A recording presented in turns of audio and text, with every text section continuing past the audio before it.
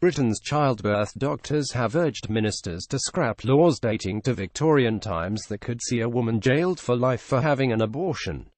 The Royal College of Obstetricians and Gynaecologists (RCOG) voted on Friday to support the growing demand for decriminalisation of abortion in Britain. Its ruling council agreed to change the college's position from neutrality on the issue to one that urges the repeal of sections 58 and 59 of the Offences Against the Persons Act 1861. Those sections mean that a woman who has a termination without getting the legal approval of two doctors, perhaps by buying abortion pills online, could be given a life sentence, as could anyone helping her. Advocates of changing that law say that, if it happened, it would be more symbolic than practical. However, it would not change current abortion practice under the Abortion Act 1967, such as the 24-week legal time limit or the need for two doctors to be satisfied that the termination was necessarily on medical grounds or in the interests of a woman's health.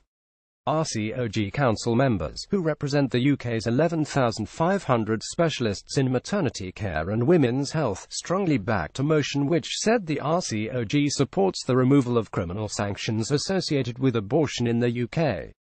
We believe the procedure should be subject to regulatory and professional standards in line with other medical procedures, rather than criminal sanctions. Abortion services should be regulated. However, abortion, for women, doctors and other healthcare professionals, should be treated as a medical, rather than a criminal, issue.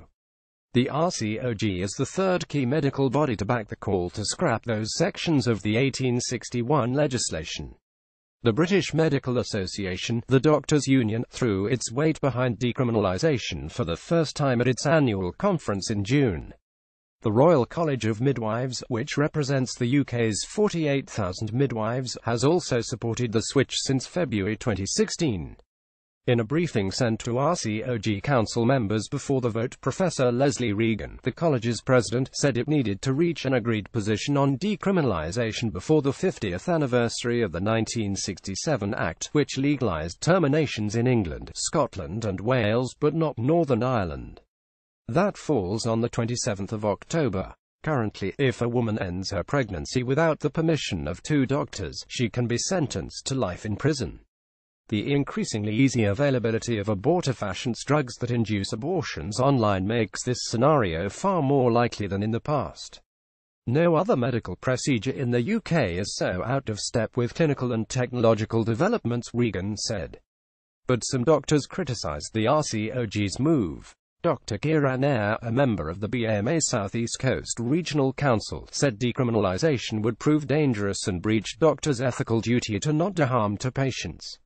We all expect to be protected from external threat and damage to our bodies under the criminal law. The potentially sentient fetus should be afforded similar rights. Decriminalisation is a radical step that cannot be reconciled with our principle of non-maleficence as the evidence currently stands, he said. Abortion is undeniably a controversial topic, but at present the legal position is a fair compromise in a challenging ethical field. Radically changing our laws, which should strive to protect both the viable fetus and mother, is a dangerous step towards undermining both how we value human life and how we treat our patients.